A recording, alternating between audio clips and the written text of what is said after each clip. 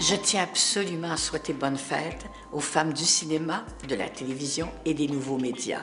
C'est un organisme absolument nécessaire dans un milieu où, malheureusement, il y a encore à faire la promotion des femmes, puisque les hommes y sont en majorité. Alors, je vous souhaite longue vie. Once upon a time, il y a 20 ans, on a décidé de créer un groupe de femmes qui travaillent dans le milieu du cinéma et de la télévision ici à Montréal. Et ça, c'était un groupe qui était inspiré par des autres groupes dans le monde qui représentent les femmes. En partant, on sentait qu'il y avait un besoin de réunir les femmes parce que ils étaient là, mais ils n'arrivaient pas à débloquer des fonds, entre autres, et ils ne se connaissaient pas entre elles. Puis comme c'est un métier qui demande de travailler en groupe, c'était important, je pense. C'est un organisme, Femmes Cinéma, qui est très important, qui est toujours incroyablement important pour nous et que la lutte n'est pas terminée, pas du tout. Je me souviens d'une assemblée du FCTVM où on avait parlé d'argent. Il y avait à ce moment-là Sylvie Van Trabart qui s'était levée et qui avait parlé de ce grand manque d'argent. Alors, cette année, au Rendez-vous du cinéma québécois, Sylvie Van Trabart présente son dernier film réalisé par Viviane Dano, Les Équilibristes. Moi, je trouve que c'était vraiment, que ça avait vraiment changé pour les femmes du documentaire.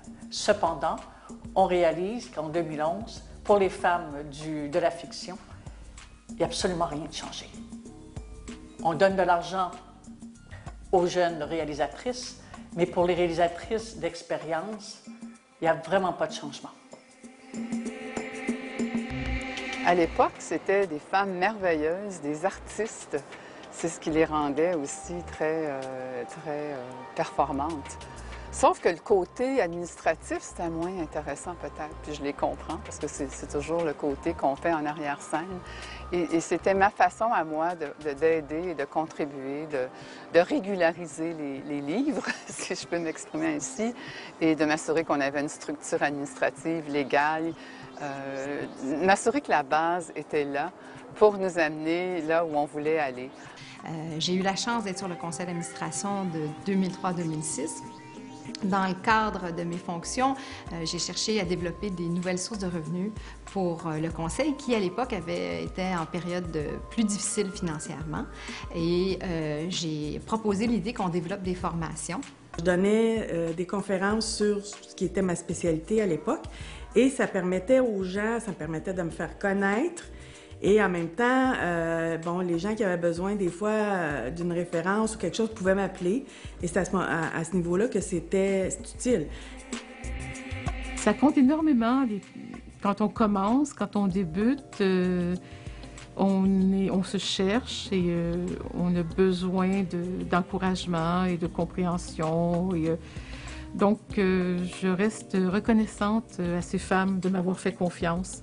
Quand vous avez des projets, sentir cette belle énergie de ces femmes autour de vous pour vous aider à les concrétiser, pour aider à concrétiser vos rêves, sentir aussi l'appui du milieu pour développer l'association, c'est un véritable bonheur. Ce qui est spécial pour moi à notre association, je crois, ce qui me fait triper vraiment, c'est le fait que ce soit un lieu de rencontre, une plateforme où peuvent se transmettre où on peut réseauter, où peuvent se transmettre des expériences, des savoirs. Ce qui est important avec Femmes du cinéma, c'est donner la chance à des jeunes de pouvoir rencontrer des décideurs à un niveau informel, à pouvoir comprendre qu'est-ce que les décideurs recherchent. Le plus grand plaisir que j'avais, c'était évidemment de chercher pour faire les meilleurs hommages. J'étais touchée aussi par les gens qui venaient parler ou qui témoignaient des différentes femmes de l'industrie qu'on a nommées. L'organisation du gala et l'organisation de la célébration de femmes qu'on honore pour ce qu'elles ont contribué à notre industrie, mais c'est fait dans un esprit non compétitif. Toutes les femmes qui sont là sont gagnantes, il n'y a pas de perdantes, et on est toutes là pour les honorer et leur faire plaisir au plus profond de leur être. En 2000, on m'avait demandé d'être présente pour rendre hommage à Léa Paul, puis vraiment, c'est ça, le sentiment que je retiens. C'est la fierté, mais en même temps, j'étais tellement déstabilisée de me retrouver devant toutes ces femmes-là, Léa y compris, d'avoir la chance enfin de lui rendre hommage, celle qui m'avait donné mon premier billet pour ce milieu-là. Mais en même temps, c'était la première fois que je croisais autant de femmes que déjà jeunes, j'admirais, dont j'avais entendu parler, qui étaient des espèces de symboles de ce que la femme au Québec vraiment était devenue avec force, avec détermination et tout ça. Donc, j'étais juste un petit peu, je pense, vraiment figée d'être là, mais en même temps, je suis certaine que ce premier sentiment-là m'a vraiment accompagnée parce qu'il y avait vraiment une solidarité entre toutes ces femmes-là. Puis je me disais, ah, OK, c'est possible d'être femme dans ce milieu-là de cette façon-là. Puis j'ai vraiment trouvé ça beau.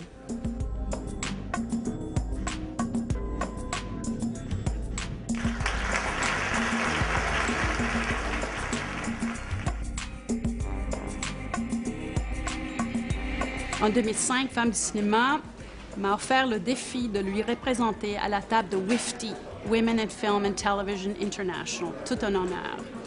Cette action a donné vie à la vitrine de courts-métrages pour souligner la Journée internationale des femmes autour du monde, The WIFTI Short Film Showcase.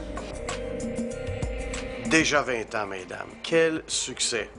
Alors, chères dames de cette belle industrie, je vous souhaite bon anniversaire et au plaisir d'être avec vous pour la soirée. Au cours des 20 dernières années, les femmes ont fait beaucoup de chemin en télévision. Et il en est de même aux chaînes téléastrales et à Musique Plus. Sans leur participation, leur passion et leur créativité à tous les échelons, on ne connaîtrait pas le succès que nous connaissons aujourd'hui. Nous sommes très heureux d'être un collaborateur et partenaire du FCTNM et nous vous souhaitons un très heureux 20e anniversaire. Ce soir, en célébrant ce 20e anniversaire, je pense à toutes ces femmes que j'ai hommagées, mais aussi celles qui ont été hommagées par d'autres personnes à travers les années. Et je me dis que c'est vraiment cette organisation-là, une organisation exceptionnelle, extrêmement utile. Et donc, je suis très heureux de leur souhaiter ce soir un très joyeux 20e anniversaire et longue vie au FCTNM. Je sais que vous jouez un rôle des plus importants dans le domaine audiovisuel au Québec, mais j'aimerais que ce rôle-là soit mieux reconnu, que ce rôle-là soit accepté de tous, que ce rôle-là vienne plus naturellement. Et c'est ce à quoi je vais m'engager en tant que responsable de la SODEC et aussi de l'évolution de la cinématographie québécoise. Encourager les femmes de l'industrie, c'est encourager la diversité, c'est faire progresser le cinéma d'aujourd'hui et assurer la perpétuité du cinéma de demain. Je suis tellement contente de fêter les 20 ans de FCTNM. Leur travail est fondamental pour notre société.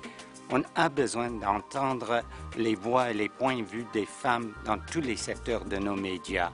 Félicitations, FCTNM. Montréal est fier d'être un des 43 chapitres du réseau que l'on nomme WIFTI, Women in Film and Television International. FCTNM a été mis sur pied dans le but de former un réseau social et professionnel pour les femmes qui travaillent dans l'industrie du cinéma, de la télévision et des nouveaux médias. Ce lien de partage réunit un spectre incroyable de femmes de talent dans notre industrie du cinéma, de la télévision et des nouveaux médias à Montréal. Continuons à partager ensemble cette merveilleuse aventure.